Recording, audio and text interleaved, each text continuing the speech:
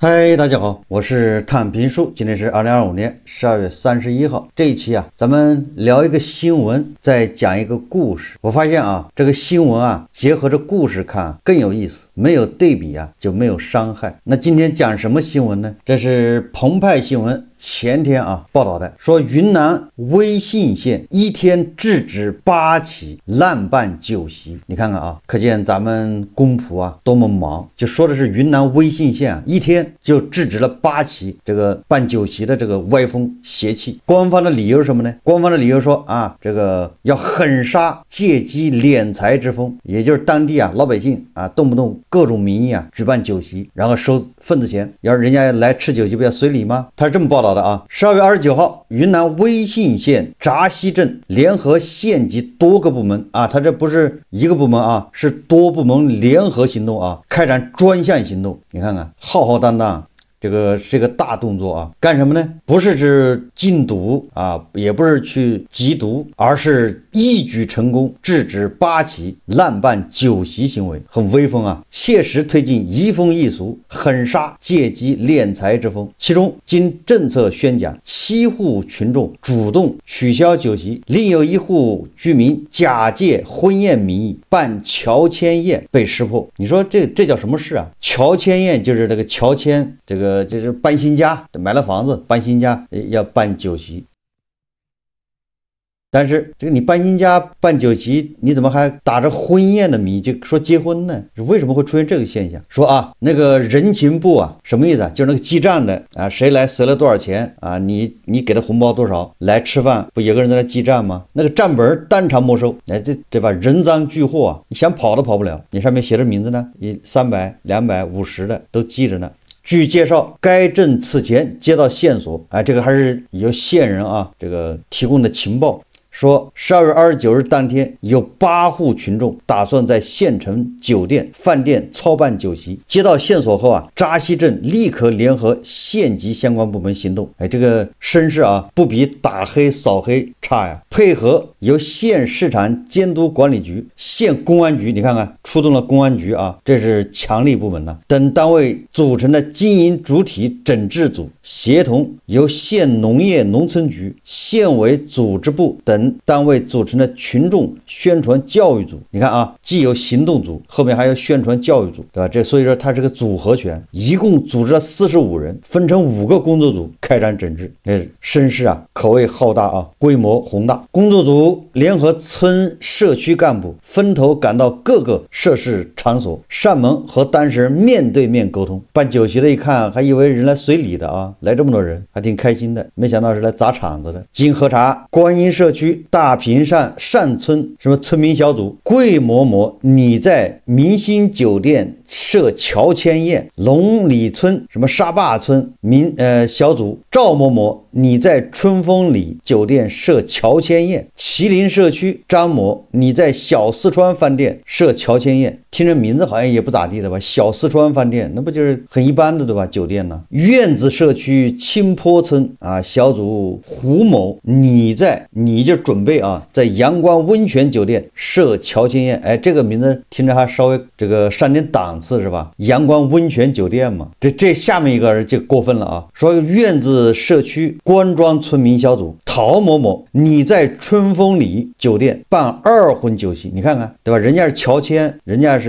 新婚办酒席，你这个2婚也跟着后面凑什么热闹居然还在春风里酒店办酒席，这个叔叔能忍婶婶忍不了，必须予以坚决打击河口村青杠林村民小组杨某某你在石坎社区庄子上酒店设乔迁宴蔡某你在陈师饭店设乔迁宴。你看这名字一看就上不了档次工作人员耐心给大家讲政策，说危害，确实不知道当时怎么讲的政策，怎么说的危害，因为没有视频这澎湃新闻就这么报道的如果有视频它只有图片没有视频，我也不知道他们办乔迁宴会有什么危害，是聚众了还是怎么着。总之是政府说的就有危害，对吧？你们对吧得取消。最终引导7户当事人认清问题，主动同意取消酒席啊。这下面一个啊，第8个人呢最过分的，居然弄虚作假。龙井社区居民吴某某假借本人婚宴名义违规操办乔迁宴，这个被我们英勇的这个工作人员呢一眼识破，敏锐识破其违规伎俩，上门处置并当场收缴人情部，人赃俱获啊。澎湃新闻说这次行动不仅及时制止了滥办酒席行为，更让移风易俗的理念深入人心。闸西镇相关负责人表示，下一步会继续联合县级多部门常态化开展整治滥办酒席工作，引导大家自觉遵守规定，共同营造文明节俭的好风气。这个就是澎湃新闻的报道啊。这个看完这个新闻之后我就百感交集让我想起了网红超市，对吧？要管员工，结婚不准收彩礼，不准办婚宴，婚宴只能办3、4桌是吧？只能是近亲属参加。对吧？婚宴上喝什么酒、抽什么烟都有规定，管得很细这原来是一脉相承反正稍微有点权利就要管老百姓那哭单的那点事，那就管了，要不然怎么体现出为人民服务呢？我记得疫情期间是吧？好像那时候好多这样的新闻，各个村要移风易俗，不让什么大操大办，不管是红白喜事对吧？死了人也不准大吃大喝。你说死了人不让大吃大喝，还也说得过去是吧？那是个悲伤的事结婚也不让大吃大喝，对每一桌标准都做出深入的这个详细的这个要求看到这样的新闻呢，你只能是长叹一声你说这到底是要干什么？有网友说这就是吃饱了撑的，没事干就折腾农民。这个移风易俗有没有必要？非常有必要，但是不是靠这种手段，对吧？移风易俗靠的还是宣传，要从观念上解决，而不是强行阻止。我不知道花自己的钱去办酒席，然后呢，你愿意来的，你花钱，对吧？你交份子钱，礼尚往来，人情往来，这个有什么错？也不能否认有的地方这种酒席太多，给那些说农民造成了负担，那也是农民愿意的，对，并没有人强迫，对吧？你可以说这个风气不好，这个恶俗，这样对吧？影响了这个村民致富，村民大量的钱都浪费在这种吃喝上了，你可以这么说，但是这个你不能用强制手段的，因为它毕竟没违法人家愿意对吧？还是靠宣传。你说这些公仆有这个劲头，对吧？有这个精力，干点什么不？有网友说那肯定是现在公务员不让吃喝，那他就不让老百姓吃喝，对吧？我都不能吃喝了，你们还大吃大喝，成何体统？坚决杜绝，对吧？坚决予以制止。这饭店所倒了血霉我不知道这个工作人员呢要求这8桌这8个酒席取消，这押金退不退呢？这损失谁承担呢？那酒店准备了菜，对不对？他一般这个不是当天这都提前2天3天，对吧？甚至提前1周跟人家酒店说好人家准备了原料，对吧？原材料，采购了那些吃的喝的，怎么弄呢？这损失谁承担？现在本来的吧，这饭店就是有今天没明天，多难这餐馆都在对吧倒闭的这种阴影之下苦苦挣扎，你还来这么折腾一下，这不是提倡消费吗？不是刺激消费吗？这老百姓消费他怎么不喜欢了呢？是不是消费不包括吃喝是不是消费只是说你买新能源汽车呢就叫消费，否则不叫。国家提倡的什么你买什么才叫消费，否则呢都不叫消费，叫恶意消费。所以你看这个有的时候你看这政策好像就是左脚踩着右脚，这还要跳还要跑，对吧？自己拽着自己的头发要飞，也让人啼笑皆非这是澎湃新闻报道的，这个不是编造。那我们下面讲个故事这个故事也不是编造，是真实的案例。这个故事发生在10几年前，2013年3月初就是春节刚过，在北京某一个办公室里面，国务院研究室信息处有一位科员实际上就是一个办事员，在浏览地方新闻，突然两眼一亮，巧了又是云南他看到一篇云南报道的标题划过屏幕，那个标题叫国务院政策研究室赵希勇司长调研我市装备制造业。你看大家想一想，你在看新闻的时候突然看见你们单位一个领导说在云南调研，你不有点好奇吗？对吧？然后再一看赵希勇司长，这哥们想了一下，好像我们单位没有一个叫赵希勇的司长，你说哪个处长恐怕他不记得，对吧？但是国务院研究室信息处那就是他们这个政策研究室司级干部恐怕是有数的，不多。这就好比你在你们单位的吧，你看新闻的时候说你们单位副总某某某去哪儿视察？你一看我们公司好像没这个副总啊，就这意思啊。所以这个科员呢，这个办事员手欠，他的印象里好像没有赵锡勇这个司长，所以他呀跑到登录了内部查询系统，把赵锡勇这个3个字啊输入了查询，结果按下回车键之后啊，系统页面显示啊叫查无此人，这一下不就闹了大笑话了吗？这个标题写的是国务院政策研究室赵锡勇司长调研我市装备制造业，但这个实际上赵锡勇司长不存在。那你说哪儿出问题了呢？不管哪儿出问题了，反正肯定有问题。所以几天以后啊，一份盖着国徽印章的公函被签发出去了，目的地就是云南，里面写了一通啊，但是核心的一句话就是我单位并没有赵锡勇这个人。国务院政策研究室啊辟谣，这到底怎么回事呢？时间倒回3年前，也就是2009年年底，这一幕啊在湖南娄底啊也发生了。湖南娄底招商局会议室里面，这位赵锡勇同志递上一份文件，他指出啊娄底他们地方规划中物流成本的计算错误。当时湖南娄底要搞一个开发区，这位赵锡勇啊立马指出啊他的规划里面是有错误的，然后分析了啊路网与产业的关系，就是你这对吧高速公路你这个铁路这个便利性和你这个产业对吧，你在这产业园这种成本。当时湖南娄底准备搞一个特种汽车项目工业园嘛，然后这个赵锡勇啊还给他们建议说你这个特种汽车项目啊应该放在那个地方。这个赵锡勇啊指着地图，那是一片丘陵荒地，说应该在这个地方盖。然后这个赵锡勇啊还拍着胸脯啊打包票说，如果项目放在这里啊，你们用地审批这一块我可以帮忙问一问。你看看人家作为国务院政策研究室的干部来你这儿指导工作，给出了宝贵的建议。随着这个赵锡勇的手啊在湖南娄底这个地图上指来指去，也正是啊赵锡勇的这句话说有什么问题我来帮忙，我来帮你想办法，意思言下这句我来帮你找人，也就是这句话啊，湖南娄底方面就把赵锡勇给留下来了。留下来干什么呢？让他成了开发区经济顾问。这个顾问是没有工资的啊，给他找了个招待所，就住在招待所里面，然后他就天天帮着湖南娄底啊跑这个开发区的事情，没有工资没有待遇。这个赵锡勇啊真的说到做到，没日没夜的啊，大白天冒着很大的尘土啊到工地上。你想那开发区工地建设那这尘土飞扬对吧，机器轰鸣。作为这么大一干部，每天啊戴着安全帽跑到现场和施工方讨论排水管的坡度，讨论的高兴的时候啊，随手啊在地上捡起块碎石头，就在地上开始画图，说你这个坡度啊应该怎样怎样怎么安排。这施工方听了之后啊频频点头。好了，这个买来的设备安装出问题，特种汽车项目啊，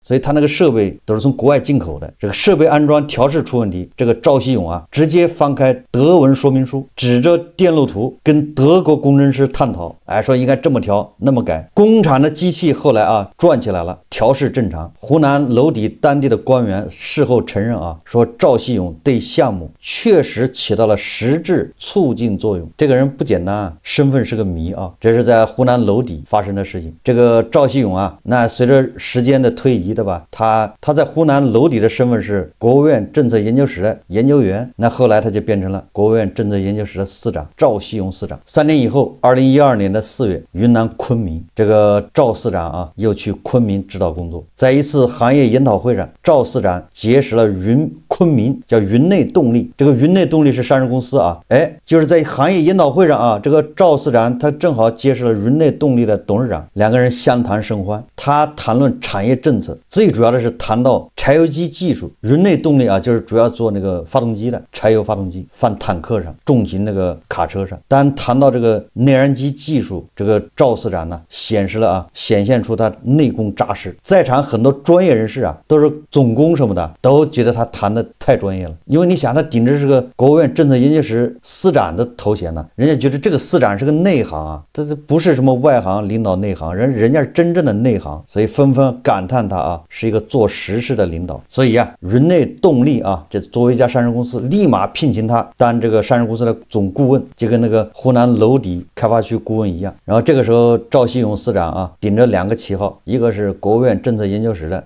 司长，一个是云内动力总顾问。也就这2个身份啊，这个赵锡勇啊就经常出席云南省官方的什么投资年会、什么论坛、产业发展什么论坛。他是司长啊，那级别的吧，你比胡锡进老师还高啊，所以他就接坐在云南什么省市领导身边，参加各种论坛、各种研讨会，那都跟省市领导并排坐着，前面还放着大红的这个牌子，对吧？赵锡勇，下面还有小字呢，国务院政策研究室司长。这个赵锡勇他不光对这个什么内燃机技术设备精通，他还看得懂账本，也就是他懂这个会计，简直是个全才在云南动力他在翻看他们那个财报的时候，他一眼就看出你这个有一笔政府补贴款延期支付的利息问题，他认为你这个利息有问题。财务人员觉得这个赵锡勇这个领导你看太懂了。然后这个赵锡勇去车间视察，新生产线调试的时候提醒提高抽检率，也就是说你要抽检率还提高，否则的话你这个良品率上不去一线职工也觉得这人懂得太多了，对吧？这不仅懂上面政策，还懂下面的细节。但是恰恰在云南是吧？就在这个时候，国务院政策办公室的一份公函正从北京以机要渠道送往云南，也就是国务院政策研究室的那位研究员闲得无聊发现了这个破绽，发现了异样。随着公函的抵达，云南方面震惊开始核查。2013年3月19号，昆明云内动力就是上市公司向公安机关报案，说遇到骗子了。但这个时候赵锡勇他已经离开了云南，跑哪儿去了呢？人家很忙2013年3月22号，赵锡勇到了辽宁营口，昆明市公安局的办案人员找到他，他是在藏匿地被找到的，警方以涉嫌冒充国家机关工作人员罪将他刑拘，一切真相大白，水落石出。赵锡勇全交代了他的行骗过程。面对公安机关的审讯审他的警察问他动机是什么？你犯罪总有动机吧？骗财还是骗色，还是要骗官？结果这个赵锡勇的回答让警方陷入了沉思。这个赵锡勇说我什么都不图，就是为了做事。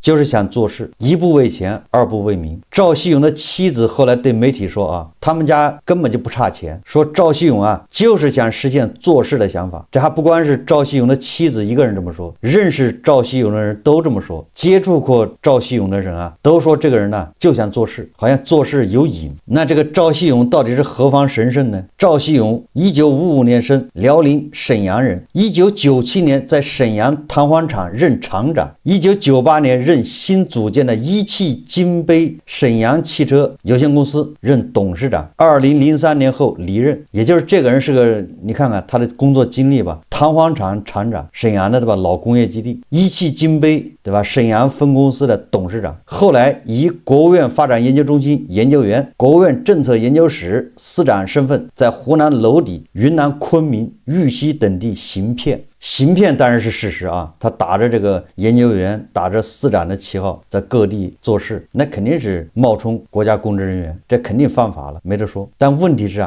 他在这些地方推动的项目都落地了，而且还产生了经济效益。湖南娄底特种汽车基地和汽车底盘项目后来成了当地的支柱产业之一，工厂到现在依旧红火，机器轰鸣。而这个上市公司云内动力因为把关不严，董事长等领导被问责，但赵锡勇对云内动力提了很多建议和改进，云内动力现在还在沿用。赵锡勇就是这么一个骗子。有人说赵锡勇是不是得到什么好处了？骗财、骗色、骗了待遇，一切都没有因为赵锡勇虽然是冒充国家公职人员罪，但是判了个缓刑。你想他如果有任何捞钱的吧，骗钱的行为跟钱有关的，他不可能是缓刑，那就是妥妥诈骗。